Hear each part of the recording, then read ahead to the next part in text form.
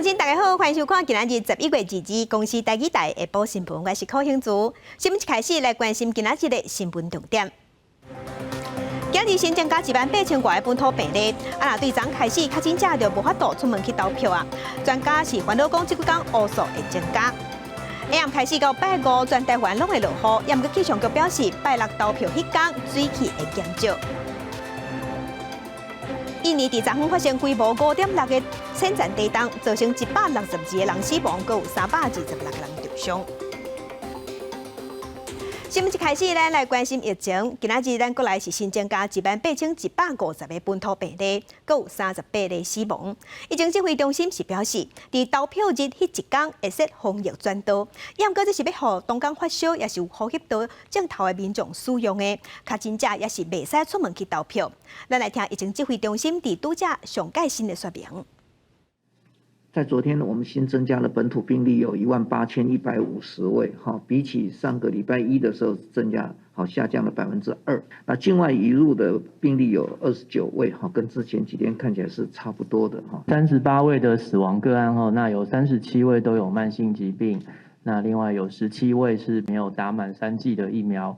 那年长的这个超过80岁以上的占22位哈。中选会在11月26号的各投开票所设立的防疫专用通道，还有它这个遮屏，它是提供给发烧的民众或者是有这个呼吸道症状的民众来使用，不是提供给 COVID-19 确诊者使用。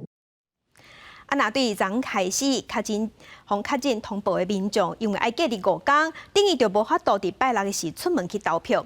不过有专家即马就较烦恼讲，安尼这几天确诊的乌数恐惊会增加，嘛呼吁民众去投票的时爱定做好防护。也毋过有学者和医生是认为讲，去投票的民众大家拢是真守规矩的，只要是蒙过选票，也是因那了后爱赶紧洗手，做好防疫措施，应该一切就无问题。拜六就是投票日，为日起确诊的民众，都代表无法度出门投票。前疾管局副局长施文琪认为，基于人性，未来几天无主动通报的确诊乌数一定会增加，尤其确诊好起来了后超过3个月，高无主处世代疫苗的高风险族群，上好唔通去投票。这些人要慎重的考虑，然后做好的保护，做好的评估。那最近会开始下架。很显然的，大家为了要去投票，很多人会投机取巧啦。也毋过有学者认为，投票场所是有特殊的活动，民众会遵守挂嘴暗甲保持社交距离等原则。加上咱国民众的整体免疫保护力已经达到60%，一般民众已经会当等到疫情了后的新常态生活。慢性病族群虽然爱提高警觉，也毋过嘛唔通安尼失去正常生活。免疫缺乏的族群有慢性病这些人，那我认为就是说这个部分大家要提高警觉。如果你已经打过次世代疫苗，你不用担心。如果你已经6月底以后感染的包括 BA.2 跟 BA.5 也不必担心，因为有自然感染。事前要看选举公报，知道自己要投给谁，这样现场才能够说投得干净利落啦。要赶快投完，赶快闪，赶快离开。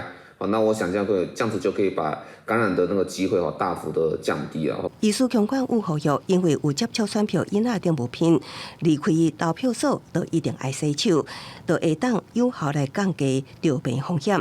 那迄天投开票所的动线安排，也会决定感染风险的关键。高风险族群的人尽量少甲人接触甲抬杠。记者综合报道。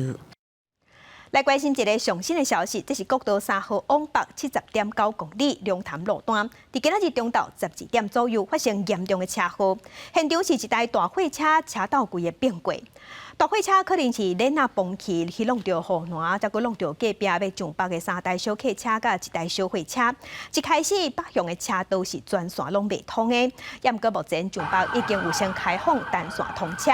嘛因为是弄甲密密麻麻，弄甲真力，亲像画面看到的安尼，所以有先破坏体壳了后，先甲大货车的司机和小货车的司机赶紧救出来，已经送病院治疗。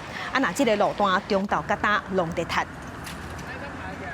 来关心选战，台北市长的选战，那得继续伫宜丰社变成那这个议题顶头在做攻防。但是中是讲韩国买预防车就有防骗去。那国民党的蒋万安是批评根本就是陈时中要阻挡民间买预防车，陈时中是反过来骂蒋万安乌白骂人。那台北市政府一开始自本嘛有想要家己买预防车，敢有去拄过变线啊？无当前黄珊珊是表示，当时因拢是和原厂接触。台北选战继续为疫苗变线啊议题争论，民进党陈时中以韩国买疫苗互人骗来做例，讲企业界可能互骗，拢互政府主导。不过国民党蒋万安讲台湾甲韩国的状况无同，佮批评陈时中是万般阻碍。陈时中日佮反击，讲蒋万安乌白骂。韩国的例子跟台湾完全不同，台湾根本没有依照国际商务的规范去采买疫苗。结果陈时中你在过程百般的阻挠，薛仁你反过来指控这些民间团体是疫苗掮客。蒋委这边不断就是欧北到欧北妹啊，这不是一个正常。我一再讲，如果是指的是购买疫苗的事情，我非常感谢各个民间团体，大家努力都要替台湾做一点事情。台北市府进前捌变预算，想要家己买疫苗，敢有拄到变线啊？黄珊珊表示，市府拢是直接接触原厂。另外，根据台北市选委会公告，这届台北市长选举人数有202万，6769人，是比顶一届减13万人，有45000人头一届投票，候选人也要抢占这选票。今年有18岁公民权，其实很多现在年轻人都已经表态。我刚刚在菜市场就有一大堆是年轻的儿子叫他妈妈要投给我们，大家相信年轻人的智慧，年轻人在这一场他们绝对不会缺席。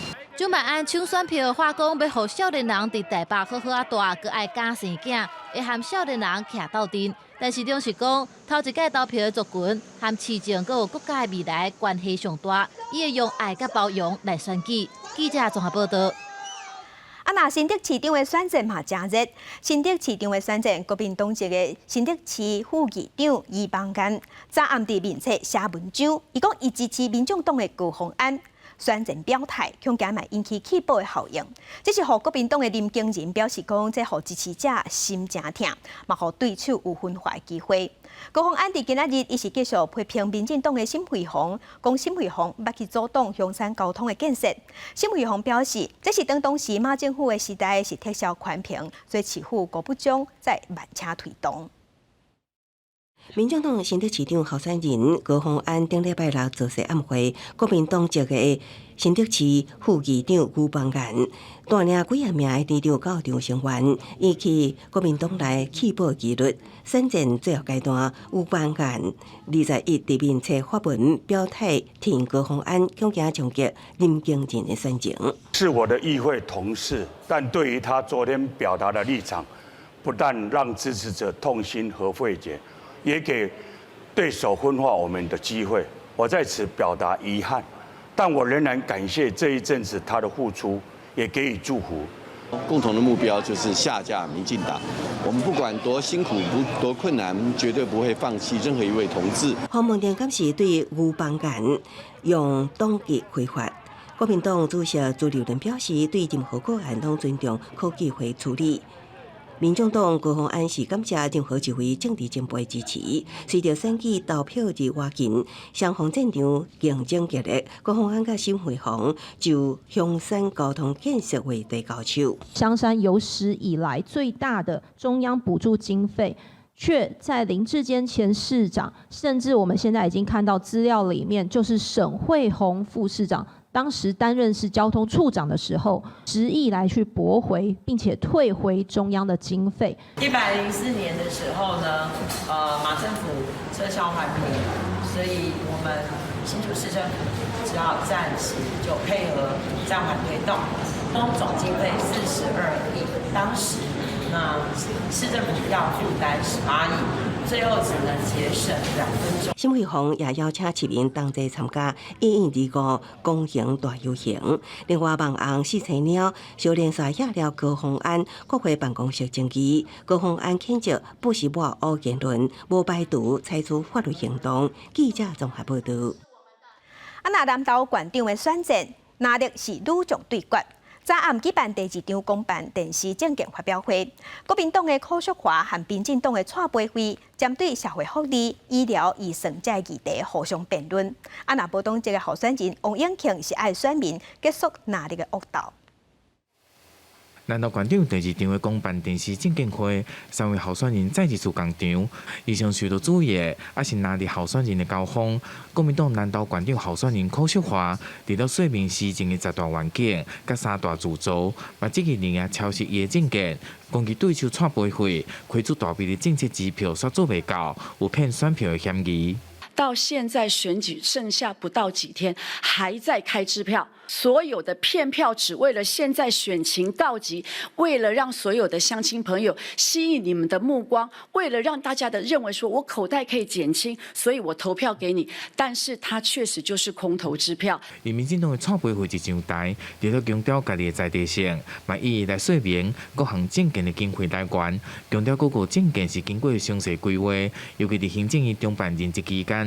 对着法案的推动是尽心尽力，嘛批评对手柯淑华心无伫南投。你是南投人，但是你有时候选举的时候在高雄跑，然后在当市长的时候不请假就到台中谈恋爱，这些事情媒体都有报道，我并不想讲，但是既然你说了，我也不得不说。而无党籍的县长候选人王永庆是提出手帮，强调家己无政治资源，不过是上好的县长人选。就是这8个字哈。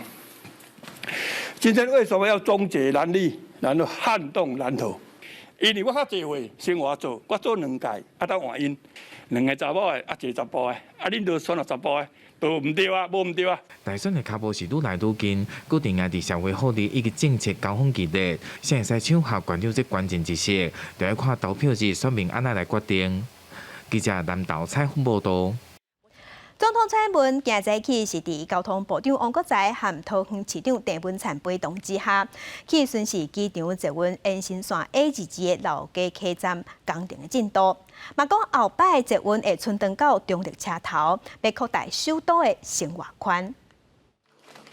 总统蔡英文在位之日，透早伫交通部长王国材、甲桃园市长郑文灿的陪同之下，前往中立西采机场坐稳驶到 A2G 老街客站的工程进度。地事的时表示，老街客站特别试营运，未来阁要驶到中立火车头，扩大首都的生活圈。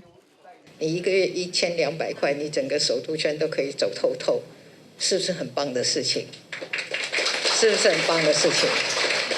而且这个。首都圈的交通工具包括机捷的捷运系统、跟火车、国道客运、公车、U-Bike 都可以连接起来，一票用到底。我们在桃园总共跟市政府是投入4500亿的轨道的预算机场捷运延伸以外，还有2个计划正在施工，一个是铁路地下化，那另外就是立线工程郑文灿表示，机场坐稳延前6届才通车，也讲到去立法院参加前瞻计划公听会，互民众弄上2支扁仔骨。不过外来建设经费真有价值。机场坐稳伫2017年3月初1总算通车，也讲到桃园路网3心6线完成一半，希望后一任市长继续完成。明年7月老街西站通车，117年7月。中立车站通车，大家说好不好？好，等待了很久。市府表示，机场坐稳驶到 A23中立火车头，按算2018年通车，未来通搬车坐火车，也使用绿线驶到中立的计划，串联坐稳绿线，加做桃园都会区的坐稳宽纵路网，方便旅客来搬车。佮配合机场坐稳棕线，甲坐稳3英延伸线来连接大台北的坐稳系统。记者综合报道。提醒乡亲要变天哦！下暗开始受东北季风和华南云雨区的影响，北台湾天气会变甲真无稳定。若拜3到拜5，全台湾拢有机会会落雨。气象局是表示，伫拜6转票迄一天，水气就会减少。迄天敢若剩北部甲东半部有落雨的机会，无法度看到日头。毋过其他的所在天气拢会变较稳定。北台湾高温出日头的天气形态，即阵后半天，拜日暗起，锋面接近北部甲东北部，都会转为有短暂阵雨的天气。拜3起，东北季风增强，北部高温1均降6度，伴随华南云雨下东线，全台拢转为有雨的无稳定天气。锋面接近，在明天通过以后，东北季风增强，加上我们刚刚说华南雨区东移的关系，其实各地降雨几率都明显的升高。而星期三到星期五这段时间，中部以北、东北部地区会出现局部性的大雨势。气象局提醒，拜三到拜六，全台天气拢受东北季风加华南分河区东线的影响，可能有局部较大雨势发生几率。偏乌金门马祖也拢会有局部短暂雨。气象专家提醒，拜六投票日迄天，虽然气温有淡薄回升，也毋过目前观察也是有落雨机会。投票即天的天气即马看起来，除了讲咱的高雄南边甲屏东遮较好天以外，其他的所在看起来拢有落雨，特别注意就是讲咱新竹以南甲台中。这附近这雨可能会较大一直到礼拜日，东北季风减弱，北台湾的高温将会回到25度以上，中南部高温会到30度。专家提醒，一礼拜内天气多变，民众外出爱在雨区注意温差。记者综合报道。中选会有规定讲，外岛的选票伫投票日的前3天爱送到位。台东县即届的选举总共有80多张选票，若绿岛和南市的选票按算明仔会送过。也毋过明仔开始天气就无好，过会落大雨，海面的风影可能嘛较大，敢会受影响。台东的气象暂时表示，明仔下晡天气会转好，应该袂影响选票运送。这2天台东县拢咧落大雨，海涌嘛真大。受到风面的影响，东部的天气是无啥稳定。不过离投票的日子就敢若剩4天，这款的天气敢会影响台东县绿岛甲南市的交通呢？尤其可能会影响离岛运送选票的问题。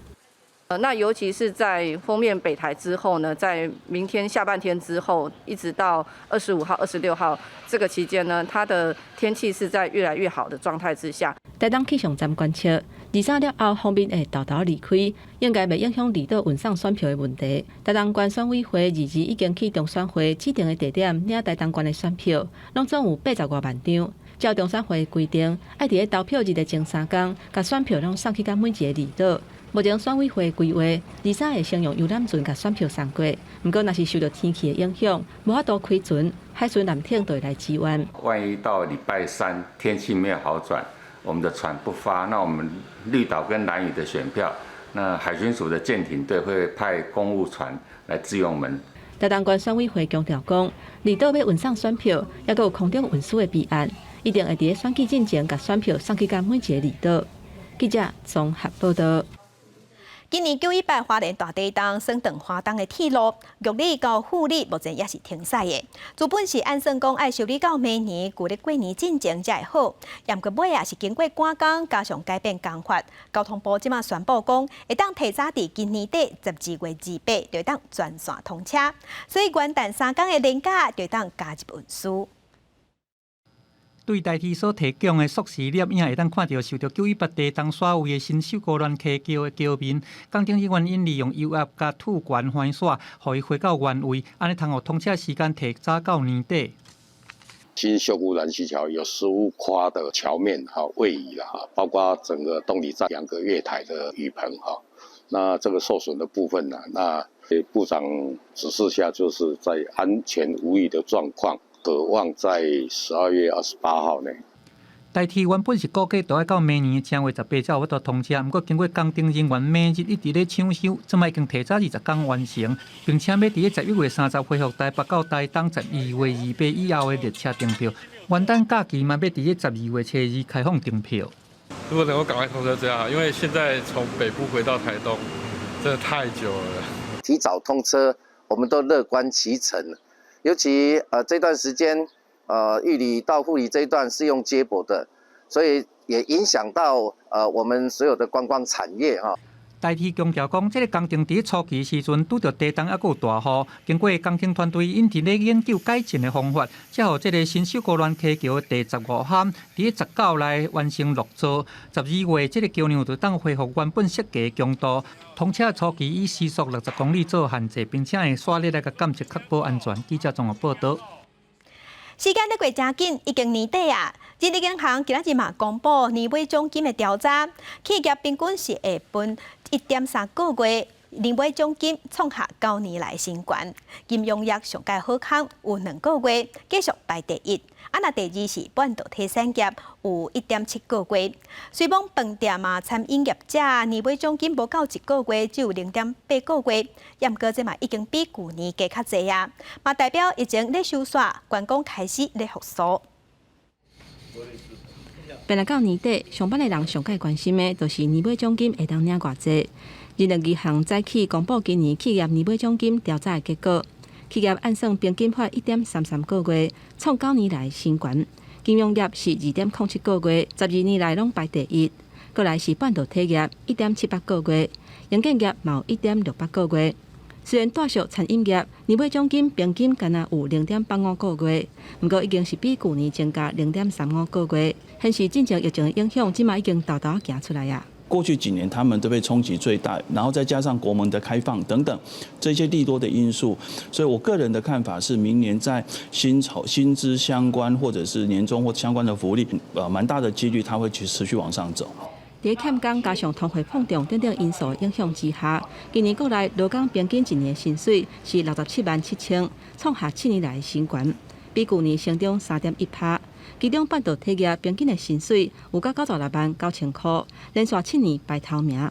嘛有47.3%的企业愿意用高薪水来吸引人才，造成有新进人员的薪水超过原地在业员工的情形。中间产生了约莫大概10%的 gap， 那这样其实确实会产生一个隐忧，就是有所谓同工不同酬的问题。也就是说，缺工的问题其实没有实质性的改变跟解决，原因是新进人进来，旧的人可能会因为这个因素而离开。人力银行认为讲，面对物价大起，企业有调薪水的压力，所以会透过底薪以外的奖金来发，相对底薪负担会较少。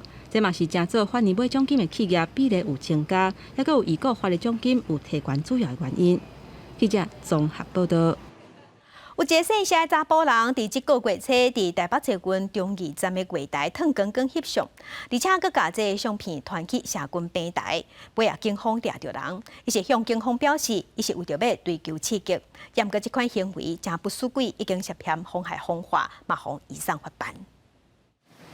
探视口位也无人，一个查甫人伫咧月台，甲卡米拉踩好势，甲去边仔规分数烫互关关，涉嫌要翕倒行绕街的相片。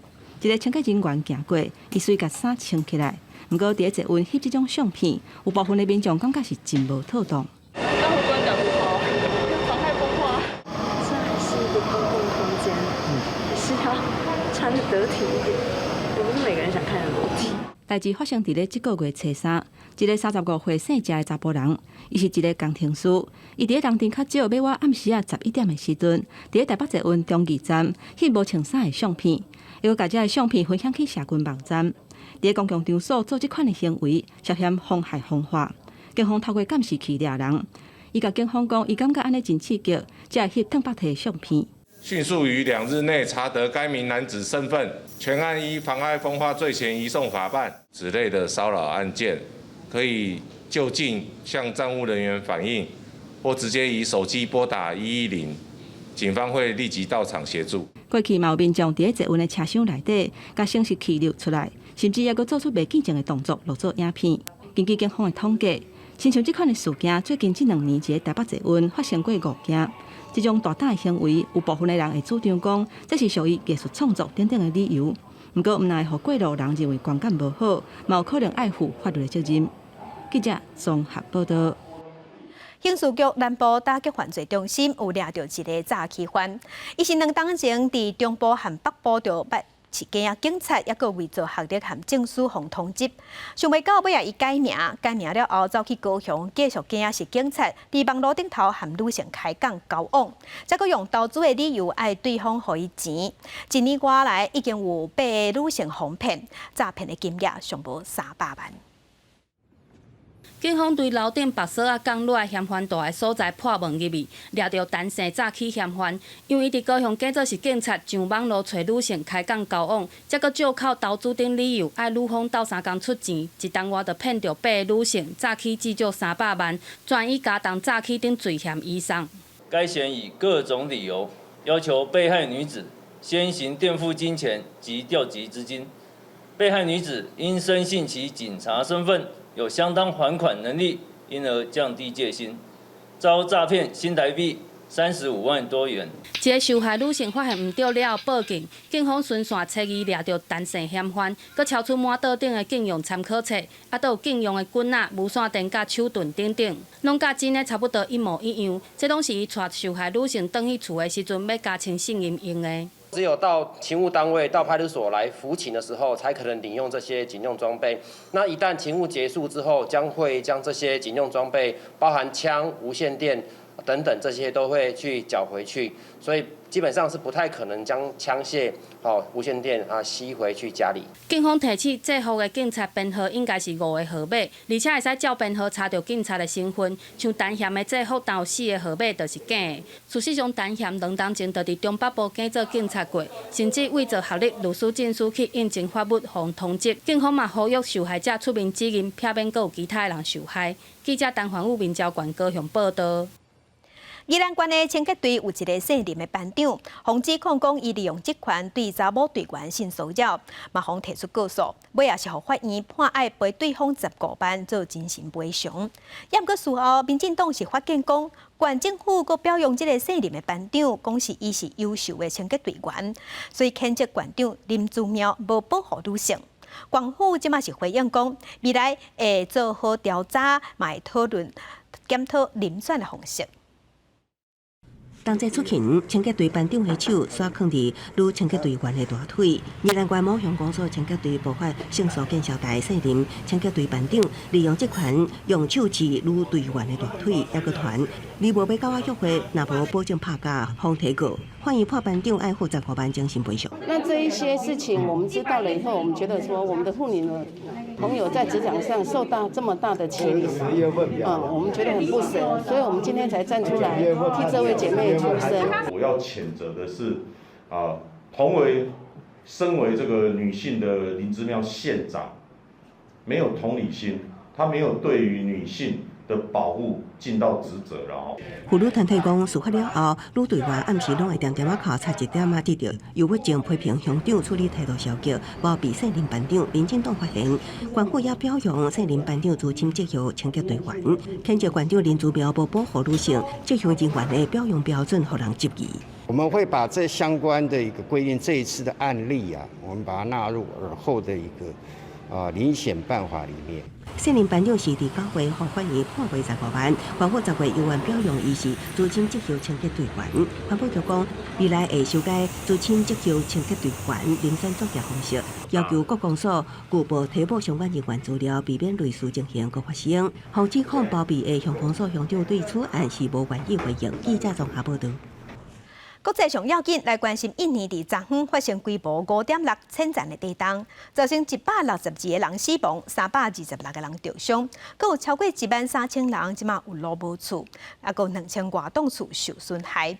因为伤亡是真侪，病医记载袂起，所以医护人员伫路边治疗。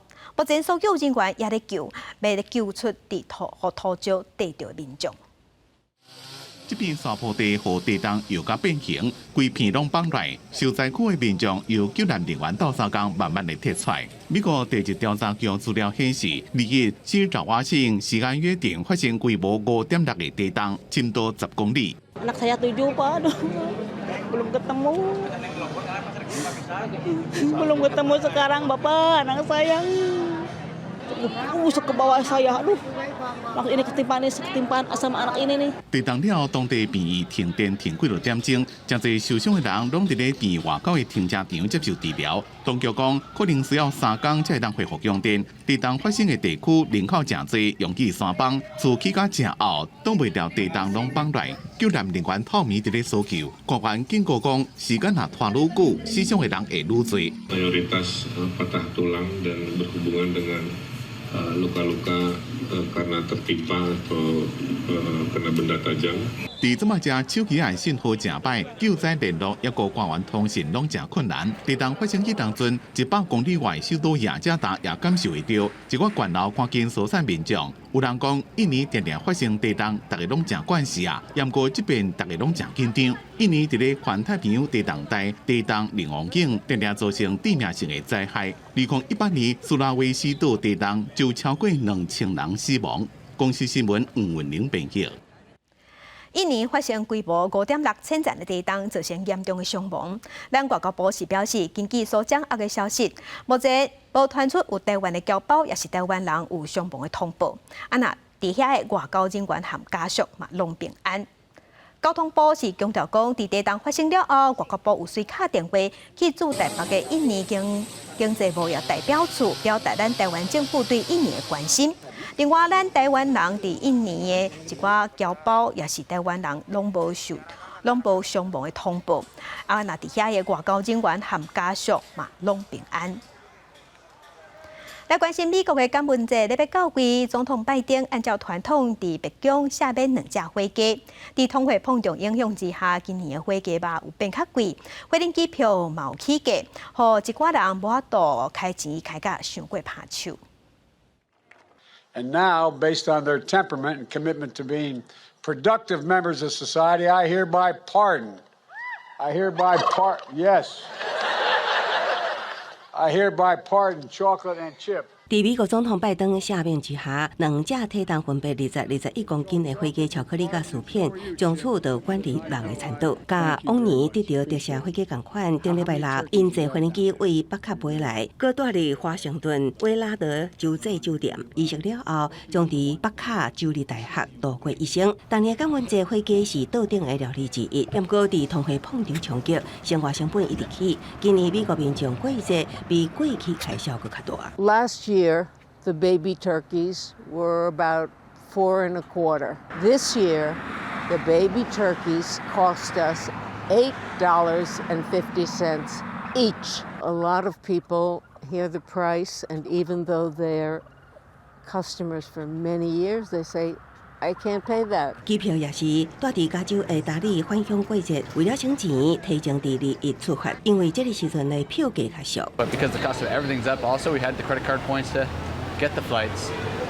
Yeah, the economy is a little concerning. 美国酷晓性航空公司协会统计，今年10月到2019年同期比机师严重欠76%，使得美国机场的航运服务减少也是流失。另外，燃料成本增加，加坐飞机返乡需求变大，拢进一步反映伫票价上。根据美国劳工统计局最近一份报告，过去这1年来，机票价销起25%，甚至超过通膨。公司新闻黄慧玲编译。那欧美上界重要的日子就是耶诞节，那么伫要9月，面对俄乌战争战袂煞，造成全世界国际拢在欠能源，当地民众嘛唔敢想过头庆祝，就惊浪费资源。一寡商业场所会提早关电火，大路顶头的电子火灯嘛未24点钟点灯，公共场所要开小气还是暖气，即嘛有使用限制。伦敦摄政街天顶的大天使金光闪闪，附近牛店街是规大片的电子星空。科芬园市集18公尺高的圣诞树也无输人。英国11月初点到圣诞大型灯饰，也开始年度上大型的购物季节。不过，俄乌战争造成欧洲能源短缺，美丽的灯饰后壁的代价是全民神经紧张的经济寒冬。Before they would have been on 24 hours a day, so this year they're only on for the 8 hours. And actually I should mention that all of the bulbs are LED bulbs, which make them 75% more efficient than standard bulbs. So we feel we're doing all we really can. The Christmas tree is UK sourced. It's really important to us to make sure that we're sourcing that from within the UK. And then what are we doing when we're actually finished using the tree? We're looking at recycling the tree so it can be repurposed for other things. 节约能源，唔那干那只是道路顶的灯饰，店面也家己调整商业活动的用电。真侪欧洲的北汽公司早就关电火，超市甲机场是重新制定开暖气的标准。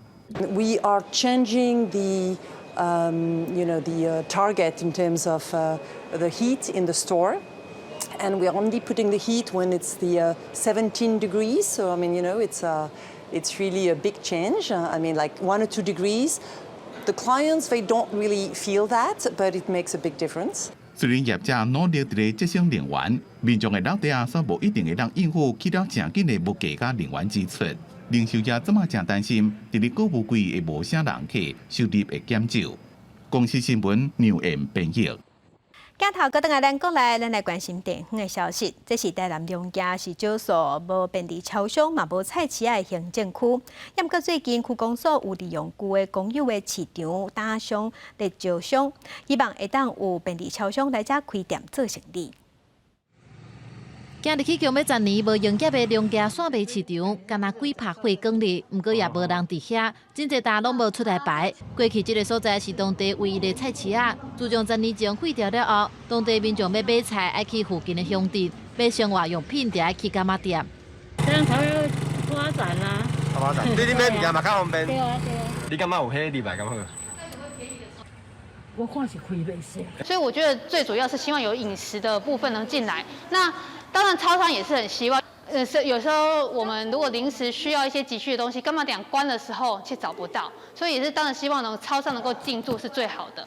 过去才有企业进驻，弄了钱已经卖落去。不过龙家区公所最近按算定一个旧公有线卖市场便利店进驻的计划，要利用这个空间，希望会使招便利店来开店。地点我们是选在我们在虎形山的入口处哦。那我们以前的废弃的那市场，在龙崎的话是属于人口比较集中的地方。那当地又有公车站，又有农会的左段款。那我们希望哦，超商能够考量当地来提供民众方便的购物环境。龙家说户口的人大约3600人，是台南人口上少的行政区。不过最近空山节、甲牛埔自然生态园区等所在，休假日时常吸引侪游客。当地希望有便利店来进驻，业者是搁咧评估。记者综合报道。镜头来中华新的景点鹿港溪的豪华公园，因为这个所在嘛无规划公共便所，引起民众不满。最近就民间团体甲起好的便所管出来，不过地点是放伫公园，真出名，大家拢会来翕相的弯月桥的后壁，造成民众要翕相的时，嘛会去翕到便所，即嘛阁引起讨论。中华鹿港溪豪华公园有一座弯月桥，小桥流水的古典景色是欧美上爱翕相拍卡的地点。不过最近河边新增一间公共便所，黄、青、白三色的壁面，煞互民众质疑真奇怪，甲环境完全袂合。就是这个颜色跟它不搭嘎，就是没有古典美啊。这应该要有厕所，但它可以再做古典一点。哦，做古典一点。鹿港的特色没有出来。是啊，游山变游水啊你。你有桥一定加减有一寡，敢若讲吼，迄个咱的厝去障碍，伊个查着一定加减的拢会啦。鹿港溪豪华公园是中华管府为2018年启动的鹿港溪再现工程，投入5亿块美化所打造，去年底落成。但是1.5公里长的水岸煞无规划公共便所，增加民众步完真无方便。民间的社团关键160万块起这间公共便所，但是地点是真碍叫。中华关水资处是表示，公共便所还未启用，已经向建筑师反映来做通盘的考量。民众反映的这个外观上的部分哈，我们有把这样的讯息再提供给扶轮社这边。那扶轮社他们会再跟他们的建筑师再做一个讨论，再做考量。要游客烦恼，公共便所的污水会直接排入去鹿港溪，造成臭味。官府是澄清，拢有做好污水的管线，民众行伫咧清水休闲的步道顶悬，并袂闻到怪味。记者综合报道。民间团体和民间企业合作进行一份调查，发现新竹的头前溪内底溪墘才拢是粪扫。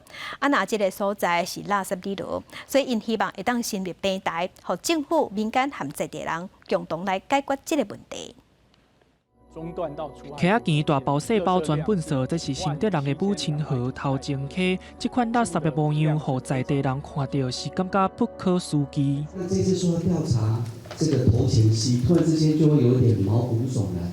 悚然不是害怕，这个就是我从小看的溪耶。荒野保护协会甲民间企业合作进行头前溪废弃物的调查，发现伫出名的观光景点甲火车头附近的溪仔墘拢卡垃圾，无人看会到桥骹，嘛互人乌白等粪扫。其实80%的垃圾是累积在10%的河岸段，也就是我们只要清除这10%的河岸，可以把80%河岸的废弃物清除吼。荒野保护协会嘛指出，溪内粪扫大部分拢是塑胶杯啊、树管、卫生纸等等，敢若使用一摆的物件。因呼吁政府应该要成立下单位的平台，做伙解决河川废弃物的问题。科技这边呢，会邀请相关单位成立一个平台。那针对我们今天川汇调查这个成果，那一起合作来做后期的这个处理的。第二，河川局表示，因即嘛有咧推动河川环境教育的课程，帮在地民众同齐守护头前溪。记者林世社桂林综合报道。气候反常，即马全世界真侪国家拢在拼减碳，咱国内要安怎做？其中运输的这部分碳排放是占了1成3，主要拢是公路运输。所以交通部伫早起有举办会议和社会沟通。交通部嘛表示要推动大众运输电动化减碳，亲像电动公车，伫2030年要达到100%。若电动机车和小客车，伫2024年嘛要共款达到100%的目标。汽柴油车满街咧走，毋若制作空污嘛排放二氧化碳。根据2019年统计，国内运输部门排碳占总排放量的12.889%，主要来源是公路运输，像是汽机车用油。为此，交通部打算伫2030年，互市区公车佮公务车全面电动化；2040年，互电动汽机车市售比嘛达到100%。我们来创造一个友善电动车辆环境，来促进电动车辆普及。但款团一期虽然推动运区电动化是重要目标，但数据嘛反映出政府未来并无打算要互汽机车等私人的运区来减少，态度伤过消极。我们其实期待的是大众运输更加发展，私有运具稍微的节制。所以我每一年新售都设90万机车的时候，自然而然，它当然长出来的数字长这样了。可是问题是，我不应该每一年都设新售90万吧？对于交通部设定2030运区电动化关键指标，包括补助500台电动客运车，可向园区设置停车格2%的充电设施，学者认为实在伤过低。我们是讲2030年了，我是不是看错了啊？500辆电动计程车。2% 充电设施，是不是少打了一个0？款团认为目前提升运区电动化又因恐惊不足，定注重伫增加充电桩这类的基础设施，煞无善用其他政策工具，像是开辟优先专用道等等。不过消基会嘛烦恼，政府伫2023年要互柴油公车补助机制退场，有可能会造成客运路线减班停驶，甚至业者来退场，对公共运输有负面的冲击。记者吴家宝台北报道。继续关心台湾环境保护联盟伫10月底时，有针对减碳抑个再生能源这个议题，甲这因的诉求，寄予各县市的县市长的候选人，问因的认同程度。那今仔日是对外公布这人回应的结果。民进党和时代力量的候选人回应的比例上介悬，而且有回答的候选人针对因的诉求，大部分拢表达认同。支持友善环境候选人。大社会口号，台湾环境保护联盟参 NGO 组织共同提出环保议题的诉求，交各县市长候选人，互因回答对减碳、再生能源、环保议题、公民参与等等议题的认同程度。以政党区别，民进党加时代力量的候选人回答比率拢有9成以上，有回答的候选人针对大部分诉求拢表达认同。在一个气候危机的这个年代里，我想我们更需要处理环境问题决心的行政首长的出现。联盟表示，有一寡无回答的候选人也有提出环保相关政策，显示在全球气候变迁之下，环保已经是各党派拢有共识的议题。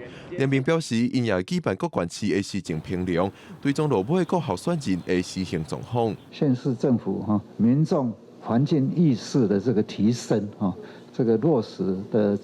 这个情形都有到一定的程度。认同书基本上当然会给各候选人未来当选之后一个压力。联盟表示，根据以前的评量状况，6都的环保政策因为资源较充足，做了较完善，但是因为环保议题有真侪面向，亲像绿电议题就较歹势。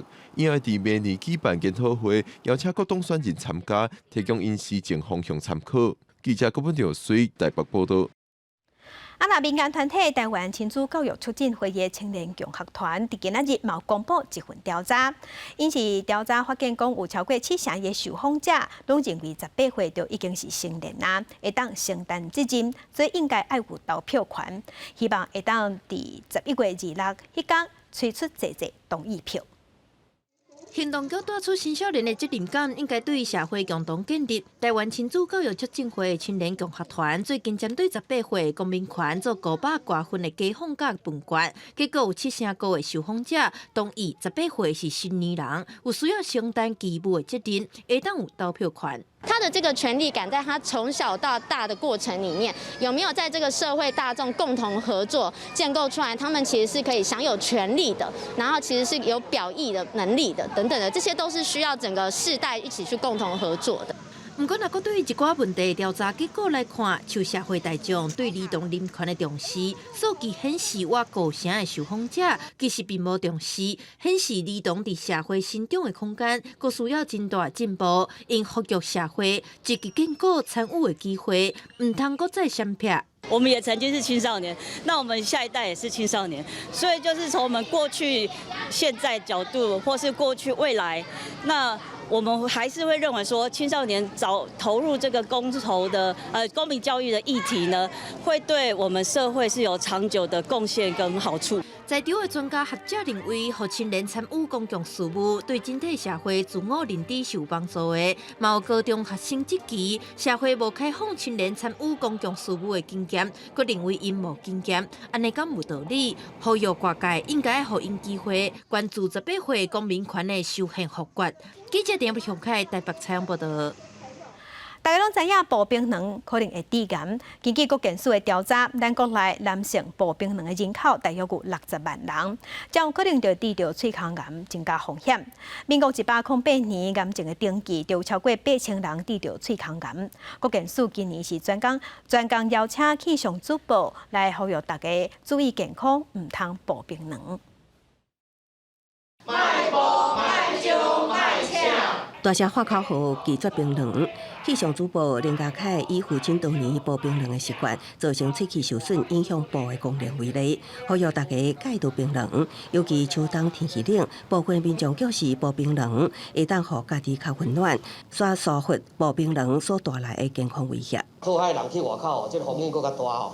啊，要掠乌金丰收的美角吼，就是讲咧，唔莫讲为着要互咱身体烧热起来，咱来去步冰卵吼。根据国健署统计，台湾男性步冰卵的比例为92年的17.2%，大约153万人；到1807年已经降到6.2%，大约60万人。不过，就算是戒除冰卵，喙腔癌的威胁犹原存在。1808年有超过8000人得到喙腔癌，有3000人因为喙腔癌死亡。第一个是槟榔是致癌的物质，第二个它会改变我们口腔的 pH 值，会造成它的病变以及增加癌化的部分。我们整个口腔癌的死亡率跟发生率，它虽然没有上升，但是它都一直维持在震荡的情况下，它也没有下降的趋势。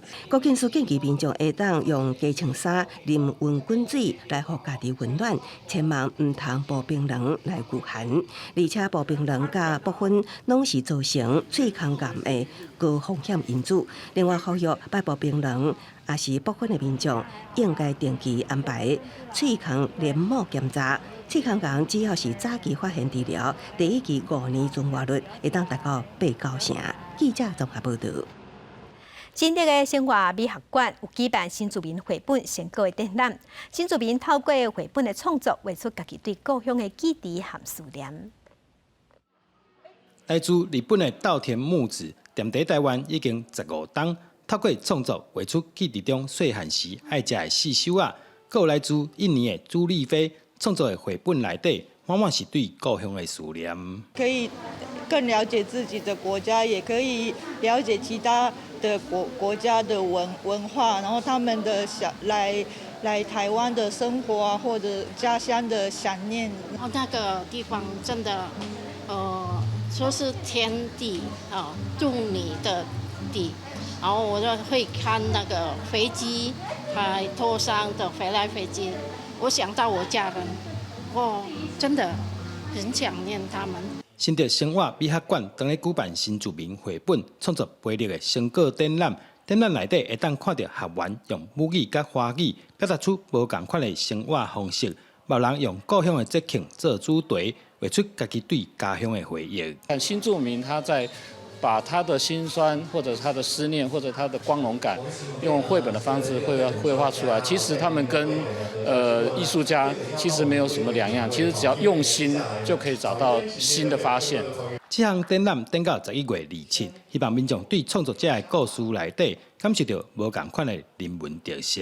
记者刘君和新竹报道。镜头来家己车独立册店，最近是用台湾文化协会做主题，规划导览活动，透过台语导览，互民众了解在地画家陈定波的作品。首先请大家先找，把这2幅图先找出来，找出来了后，还落去找字。摕到题目了后，参加活动的民众，大家拢去找题目内底的线索。家己是独立册店，最近以台湾文化协会伫家己做主题，规划活读甲城市导览旅行。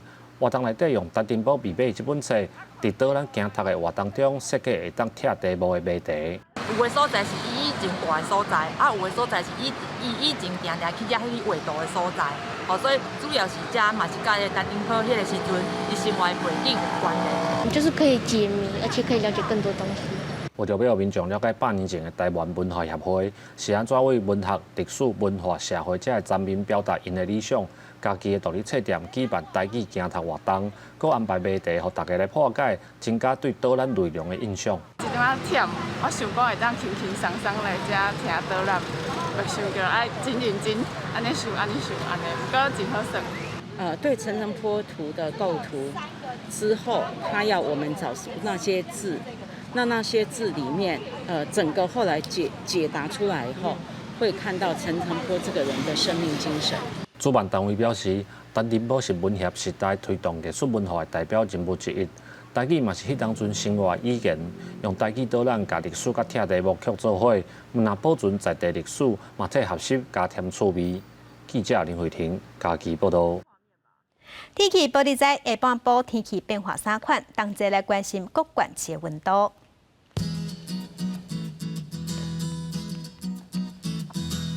北部的温度上低23度，上悬29度；中部的温度上低24度，上悬30度；南部的温度上低25度，上悬31度；东部的温度上低25度，上悬28度。外岛20度至25度。感谢乡亲收看今仔日公视台记台下晡新闻，我是柯兴祖，明仔载下晡3点，咱再会。